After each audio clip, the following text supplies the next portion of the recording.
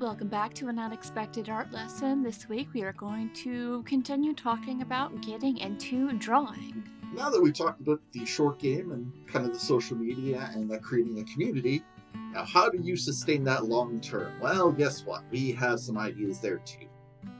One of us has them from personal experience when it comes to drawing. The other one has it from personal experience when it comes to multiple other things. Build a habit. A little bit at a time. Watson has a lot more practical advice on this. Yeah, I have some practical advice, and to be honest, I should sometimes practice what I preach, but we'll just go into what we can do here. First off, make drawing a lifestyle. I don't mean live, eat, and breathe art, but you know what, it wouldn't hurt. But it's kind of like working out, so daily sketching, even 10 minutes a day of just drawing a random figure, random winged lizard, ferret, random thing your cat or your pet is doing. These all help so much more than like hour-long infrequent art sessions. A little bit adds up. It takes 10,000 hours to become an expert at something. 15 minutes a day will eventually get you there. And it's better than not doing anything, because let's be real, starting out, unless you hyperfixate real hard, you're not going to be able to start out and build that habit of the multiple hour-long drawing sessions unless you're in school where that is literally required, and then you're probably going to be miserable if you're starting out from basically nothing to all-day drawing. Start small. Make it a habit. A little bit every day. You write a page a day? Congratulations, you've written a book in a year. A chunky one too, actually. The next thing to kind of think about here is environmental integration. What it means is keep a sketchbook in your car, your bag, by your bed. Anywhere you think you can spend some time and chill, put a sketchbook there because it's super easy to grab the book, rock a page or two, and then put the book back. It doesn't even have to be a sketchbook. You could just have like a little notebook with you. Or like note cards or sticky notes. Just have something you can draw on. Sketchbooks are preferred, and I do have one at my desk that I still haven't drawn in. I have one just to the right of me. Mine is also to my right. Yeah. If the tools, which the tools don't have to be fancy, they can be basic, but when the tools are easily accessible, it helps you be more likely to actually do it. Especially if you're one of those, you get the thought to do it, you're more likely to follow through on the I want to draw train of thought if you don't have to put in a lot of work to get the stuff you need to draw. If you can just reach over, pick something up, and doodle in it. Yeah, I actually just had realized that a week ago when I was doing some sketching at my drafting table. I had misplaced a pencil sharpener, so I had to spend 15 minutes hunting down a pencil sharpener, and then I realized I didn't have any erasers nearby, which resulted in me actually taking some time properly reorganizing my studio and kind of making it a little bit more easy to have these tools on hand. When the stuff is easy to get, it's easy to get the habit going. Work smarter, not harder.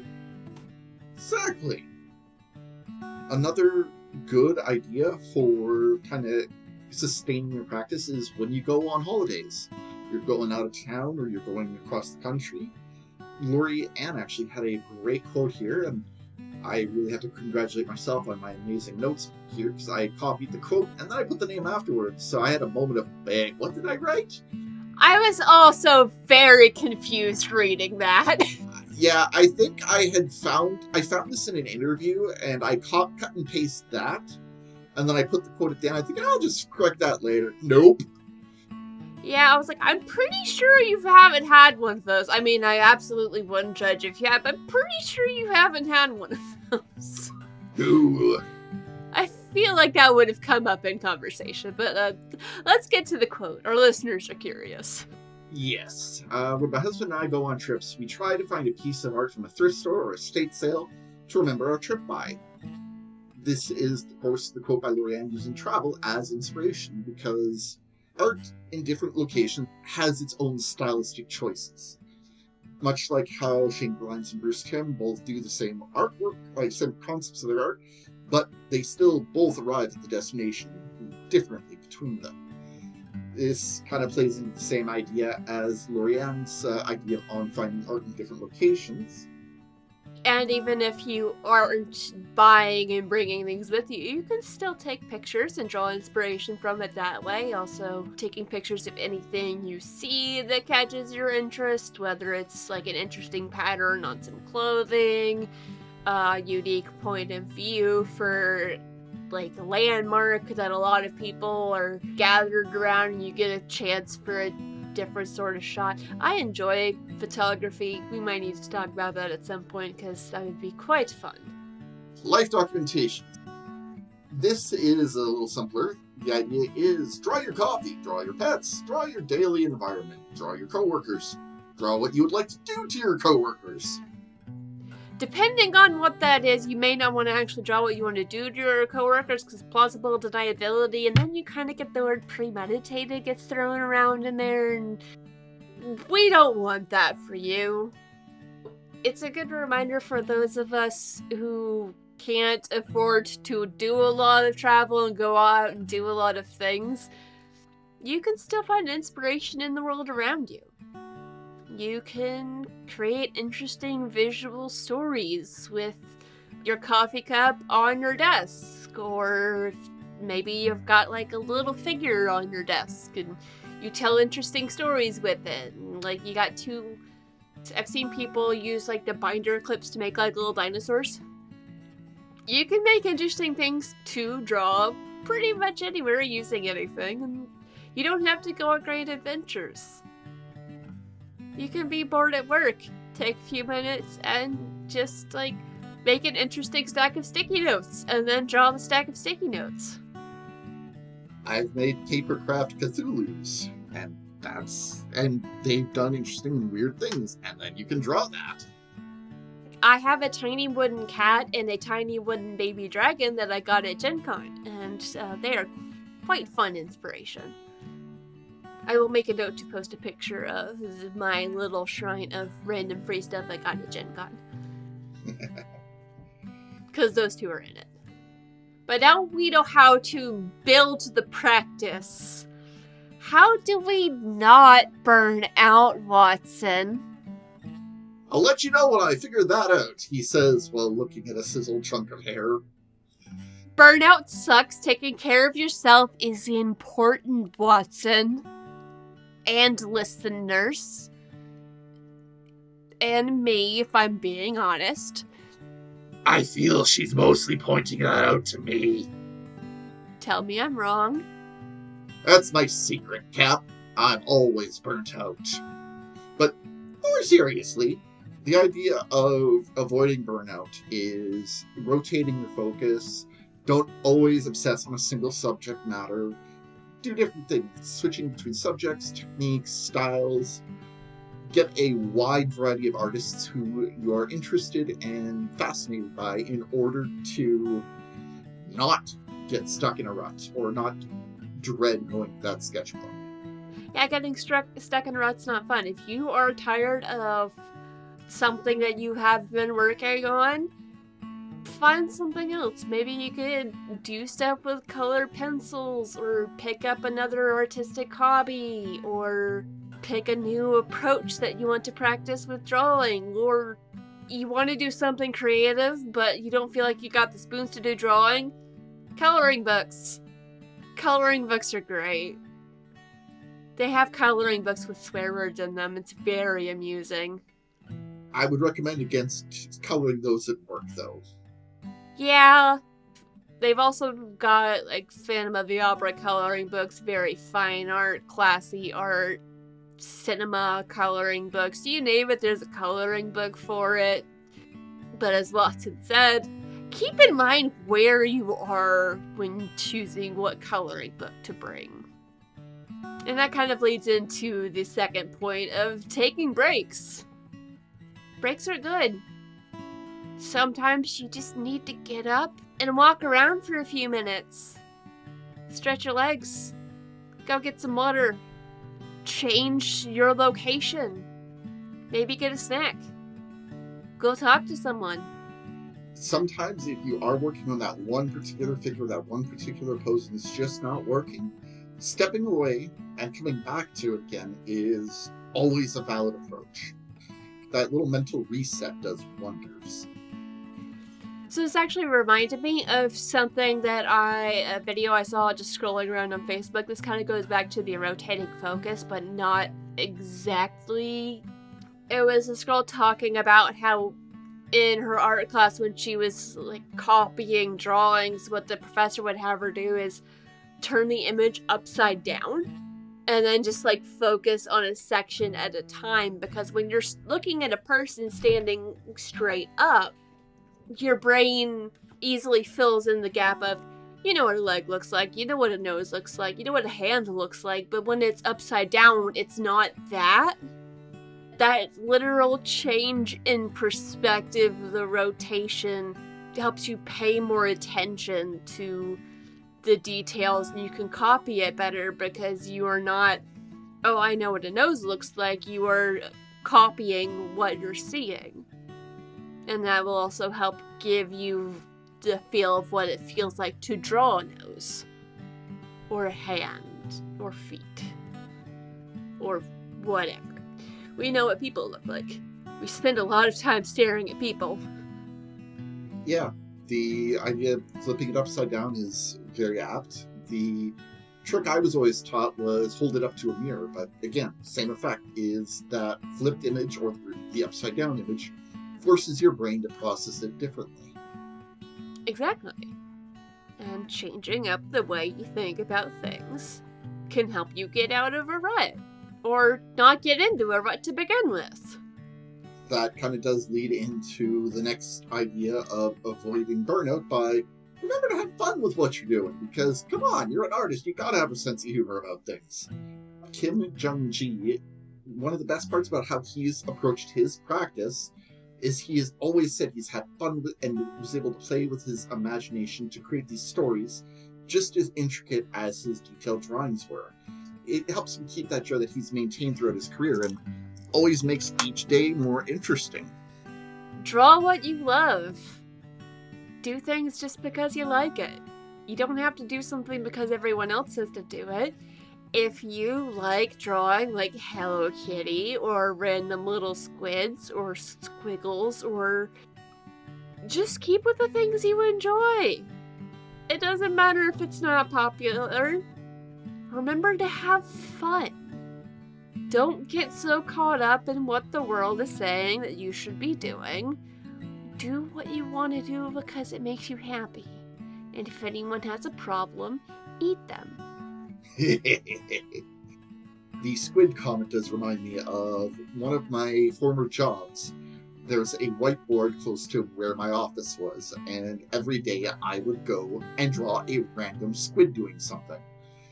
They were usually offensive, so thus the Office Inappropriate Squid drawing series had started based off of that. So one day the squid would be beating on a copier, the next day the squid would be doing something horrible to somebody's coffee. But when I stopped doing that, people had actually come to me and asked, why aren't you doing the squids anymore?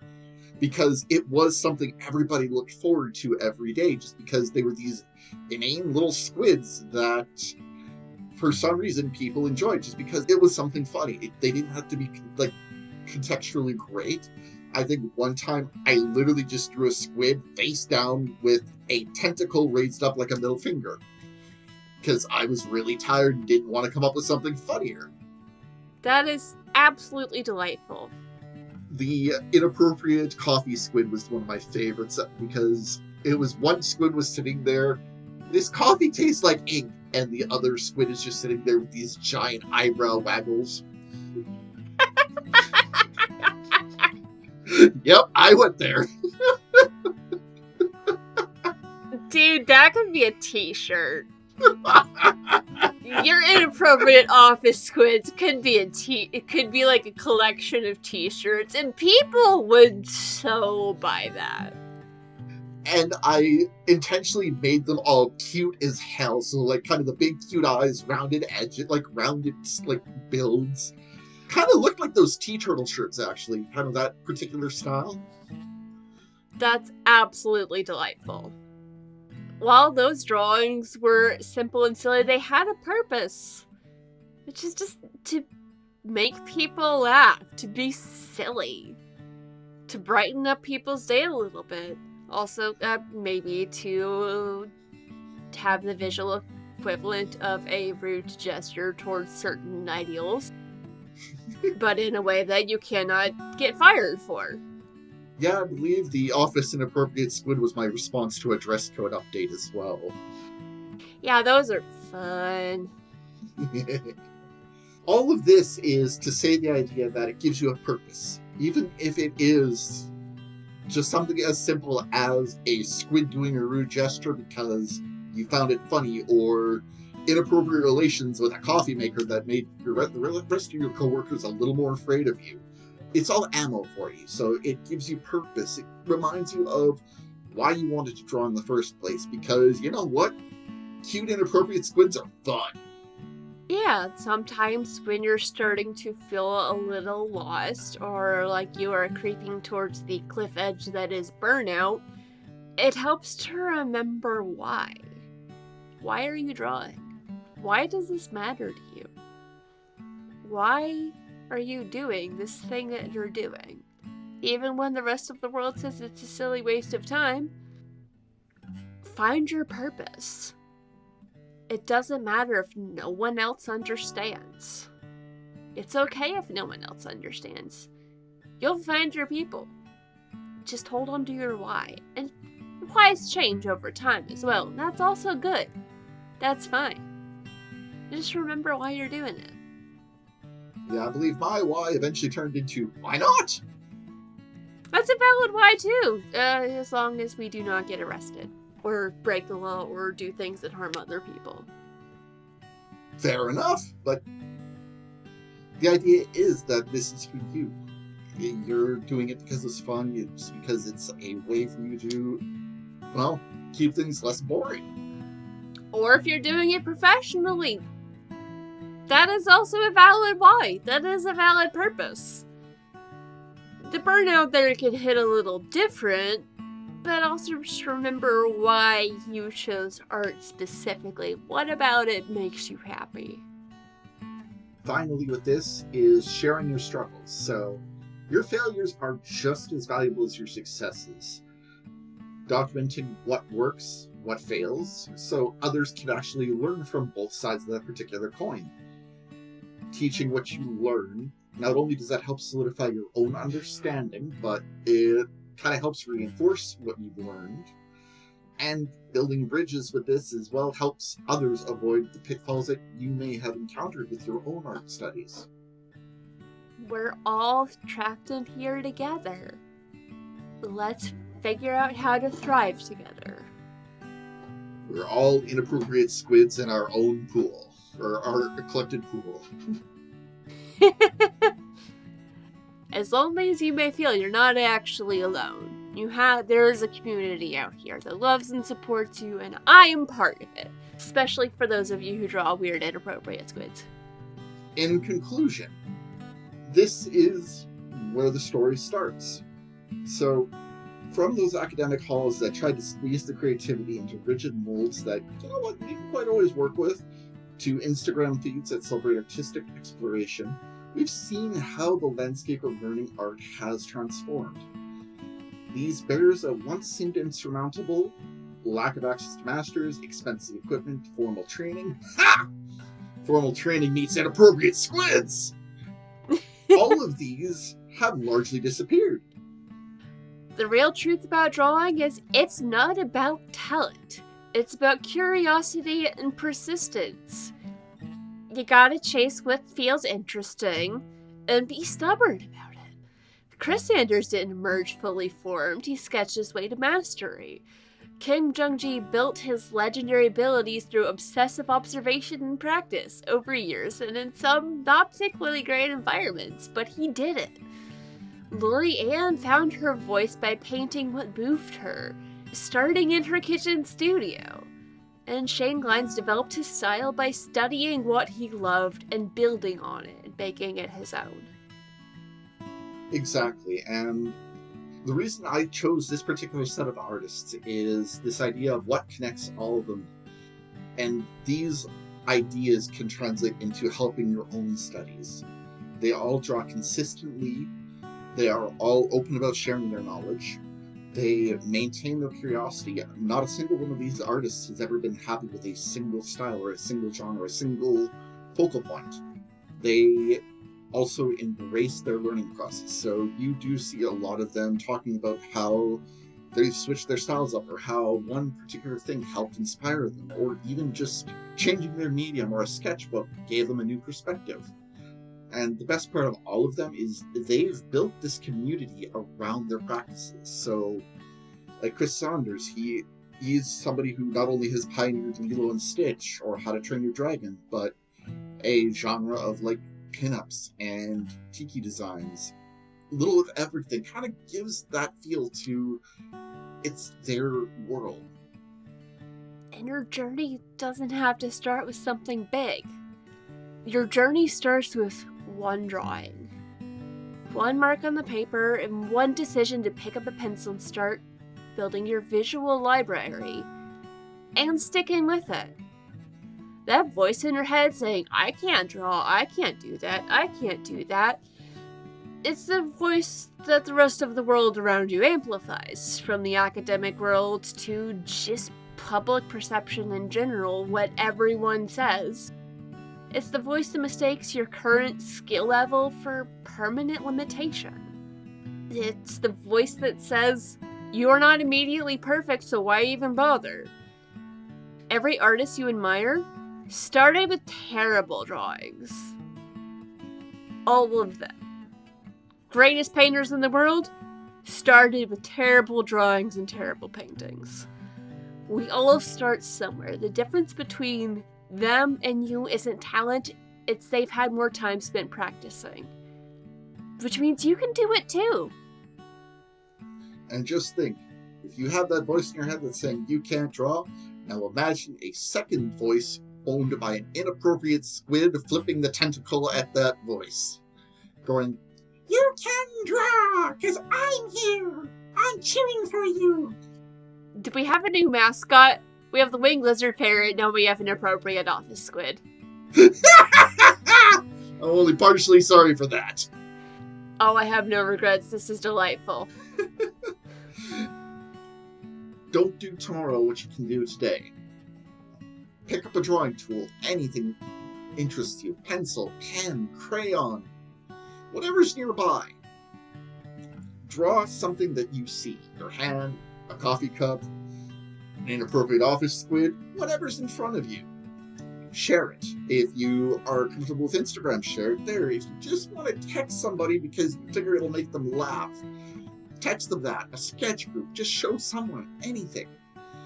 And then once you do it today, do it again tomorrow. Consistency beats intensity.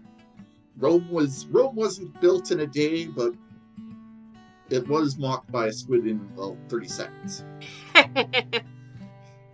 And finally, connect with others. Find your artistic community online or locally or anywhere that people could be interested to talk with. I'm drawing a blank on words right now, but online and locally I think covers most of it. Yeah, pretty much. I mean, there's not a whole lot of options. But remember, every master was once a beginner. Every expert was once a disaster. Some of them still are. Woohoo! We're just really good at pretending. Every accomplished artist once felt exactly like you do right now. Uncertain, intimidated, convinced that they lacked some essential quality. Let's be real, they probably still do sometimes. Those thoughts don't always go away. You just get better at arguing with them, or threatening them with something rusty, or just ignoring them. Everyone has self-doubt. That voice in your head gets loud sometimes. The only difference between you and those artists you admire is they started drawing anyway. which means you can do that too. Your artistic journey doesn't begin when you get good enough. Who defines what good enough is?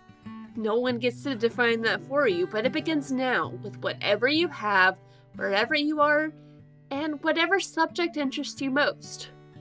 That's all you need. So stop overthinking it.